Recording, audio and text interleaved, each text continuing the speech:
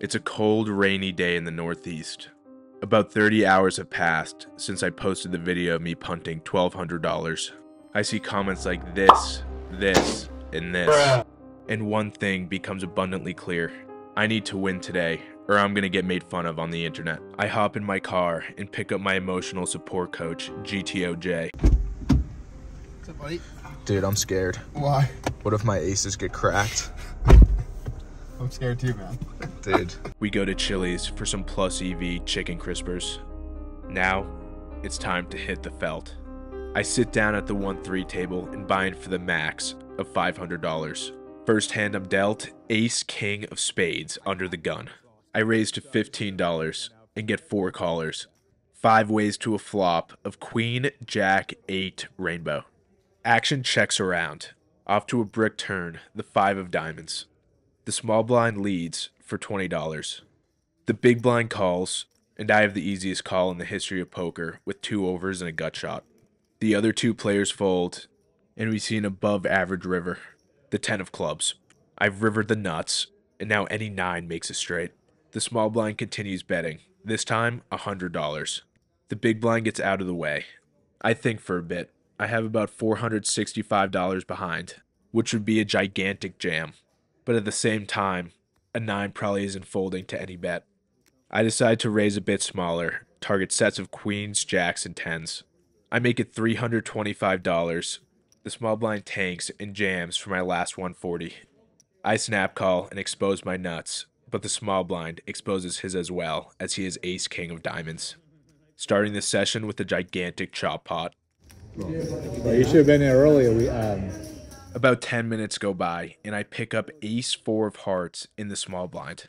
There's a middle position open to 15, and I 3-bet to 60. It's important to have 3-bet bluffs in range, and suited wheel aces make great candidates. Folds around back to the opener, and he makes the call. We're off to a flop of queen, 8, 4, 2 diamonds, and a heart. I continue for a small sizing of $30 like I do with pretty much my entire range. The low jack makes the call, and we're off to a turn, which comes to 6 of hearts. I decide to go for a second barrel and bet $75. I think I should be sizing up if I want to get hands like 7s, 10s, and jacks to fold. But here we are. He makes the call, and the river bricks out. I check, as I think my 4 can sometimes be good here, against hands like missed diamonds and jack 10. After I checked, the low jack asked if I missed my flush and then snap bet $200. My immediate reaction was to fold, but then I started thinking, what hands would he ever be doing this with? He called a 3-bet in position, which means his range is likely going to be weighted towards medium strength pocket pairs, suited connectors, and Broadway combinations. If he had a hand like ace queen or king queen, or maybe even a set, he'd probably want to raise the flop and definitely the turn after the second flush draw comes in. If he was playing ace queen super passively and puts me on a missed flush, I feel like he would bet smaller to get some thin value. I don't know, the whole thing seems super fishy to me. After about 2 minutes in the tank, I decide to make the call and hear 3 beautiful words, "You got me." He flips over ace king of diamonds and I show my pair of 4s. Definitely the most gangster call I've had in a while. Super satisfying to think out a big spot like this and end up being right.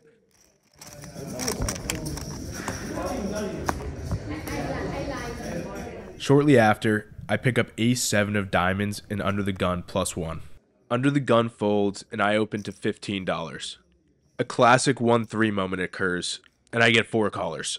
Pretty much done with this hand, out of position, 5 ways unless I flop huge. Poker gods say, okay, GTO Jason, we want you to play this hand. How's king, jack, 4, all diamonds? So yeah, that will constitute a huge flop. The big blind checks, and I go for a bet of $45.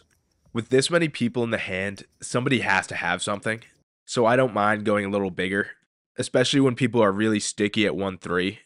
The naked queen and 10 of diamonds are probably going to call, along with top pair holdings, 2 pairs, worse flushes, a ton of stuff. The guy to my left makes the call, and everyone else folds. The turn's the 5 of diamonds. Don't really know how to feel about this card.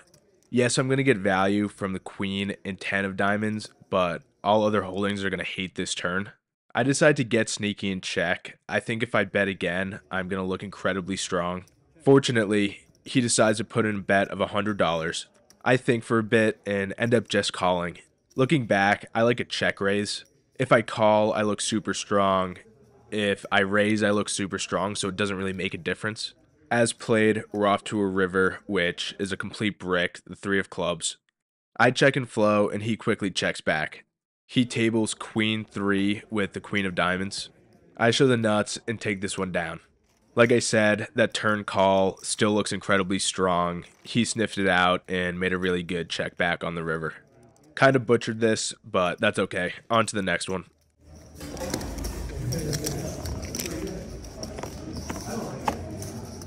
Alright, gentlemen, it's double board bomb pot time. I'm in the cutoff and I look down at the beautiful Queen 5 offsuit. Straight away to 2 flops, which come King 3-9 on the top and Queen 6 on the bottom. Action checks to me and I go for a bet of $50. Surprisingly, only the button calls. Probably going to slow down on a lot of turns, so I don't value on myself against pocket 6s or a better queen. Turn on the top comes the 8 of clubs, and the bottom peels off another 6, giving me queens full and the effective nuts. I go for another bet, this time $175. The button calls and asks if I want to check down the river. He's a friendly guy, it's a pretty friendly game, so I say yeah, that's fine. Also worried about losing 3/4 of the pot against something like King Queen or Queen 8. Those fears go out the window when the top river is another 9 and the bottom river is the case queen. I decide to go back on the deal and jam for $700. There are no friends in poker, and yeah, it's just part of the game. Guys, I'm joking. You can delete that hate comment. I check, he checks, shows a king, and we split up all the dead money. You're good. This next hand, there's a button straddle on. The small blind calls, big blind folds, and I make it 20 with ace 10 of hearts in early position. 4 players make the call. Once again, 5 ways to a flop. It comes king, queen 9 with a heart. Action quickly checks around. The turn's a decent card. It's the jack of hearts. An absolute eye dilator of a turn.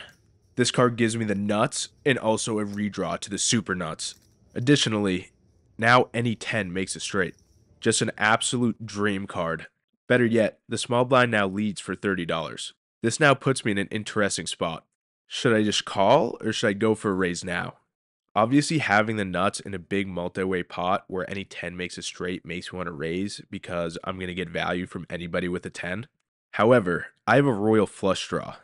With 3 people still to act, I think it's better just to make the call and allow anybody else who's drawing dead with backdoor hearts to come along as well. I put in the flat call and the player to my left does as well. The 2 late position players fold, and we're off to the brickiest of brick rivers, the 7 of spades. The small blind leads for $75, and now I have to raise and target other 10x holdings. I make it $200. The player to my left tanks for a while and ends up sticking in the call. Then the small blind goes into the tank. He has about $500 left, so if he jams, the action will be reopened. The player to my left has about $800, so I'd be able to get a nasty 4-bet jam in on the river.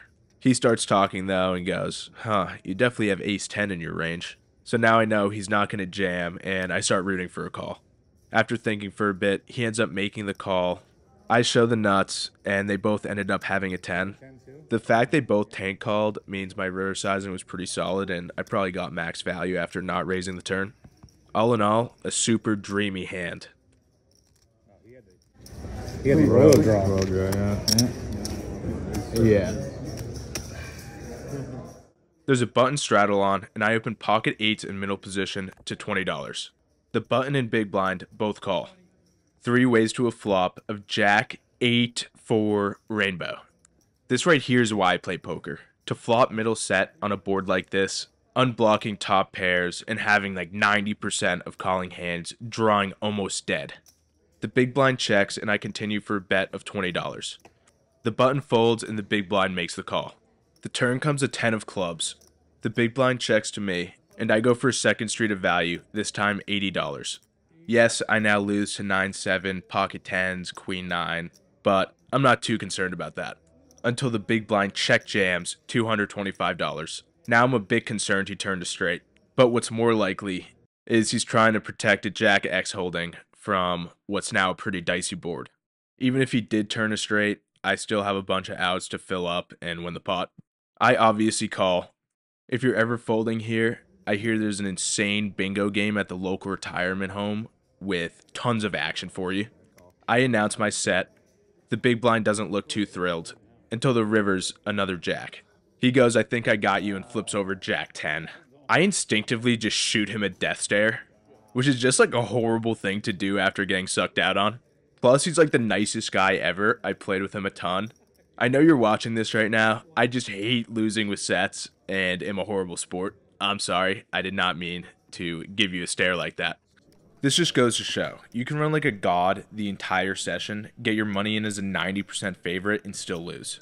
It obviously sucks, but that's poker. I have to get a lot better at not getting tilted by stuff like this, because it's a big part of the game.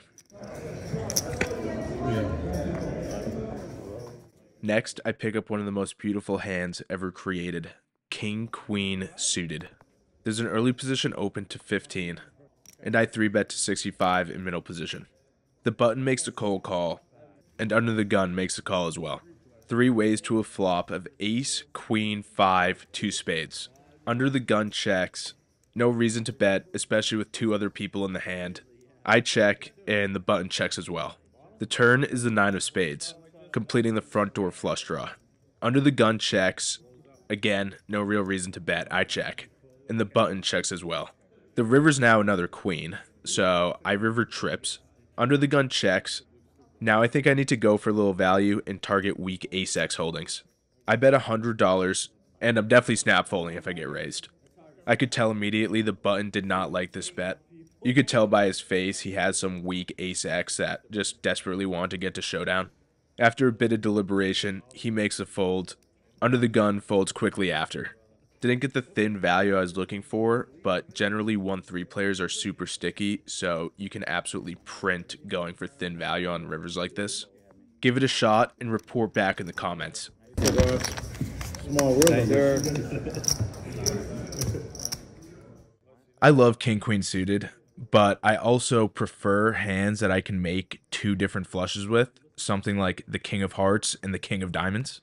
There's a button straddle on, the blinds fold, and I make it 20 in early position. It folds around to the cutoff, and he makes the call. The button folds, and we're heads up to a good-looking flop of 10, 6, 5, 2 clubs. I have a pretty solid read on this guy that he will never fold a draw for any price. This board is obviously insanely draw heavy, so I size up to $30. He quickly makes the call, and we're off to a turn, which comes the 9 of spades. Not the worst card in the deck, but also not the best, as 8-7 comes in. With clubs bricking out, I decide to go big again. I make it $60, and he snap raises to 160. Like I said, this guy loves draws. Also, I know for a fact he never bluffs. I've never seen him bluff. I played with him maybe 30, 40 hours by now. So it's pretty obvious he either flopped a set or turned a straight on this card. So I think I have a pretty easy decision here. I put him all in for about $325, and his chips hit the middle before I can even finish saying all in. The river's the 4 of diamonds, but that really doesn't matter since I was drawing dead on the turn. He has 8-7 offsuit. I flash the table my pocket kings, and they're just in disbelief. A couple guys get out of their chairs and pat me on the back and say, "Dude, I cannot believe you just lost with kings. It wasn't even an ace-high board, dude. How does that even happen?" I tell them, "I don't know, guys. I just run bad. I don't know what to do. Like, just can't win with these big pairs." In all seriousness, I've realized I've lost like 4 out of the last 5 times I've had kings or aces, and they've all been single raise pots where I overplay them horrifically, so definitely something I'm going to have to look into with my game.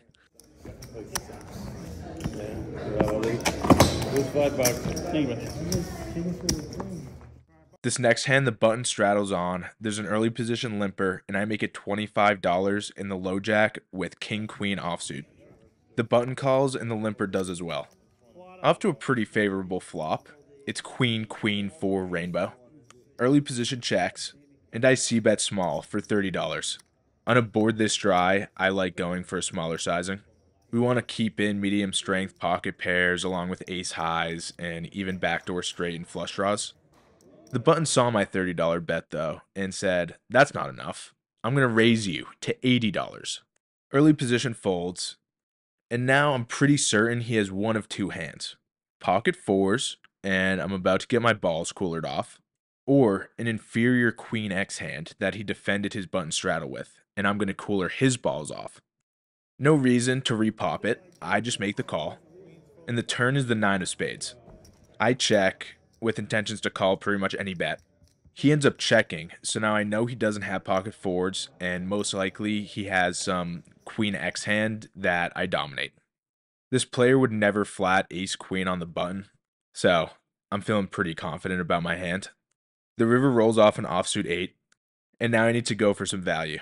I make it $150, targeting all other queen X hands that aren't now full house. If he jams for his remaining $400, I think I have a pretty easy snap fold.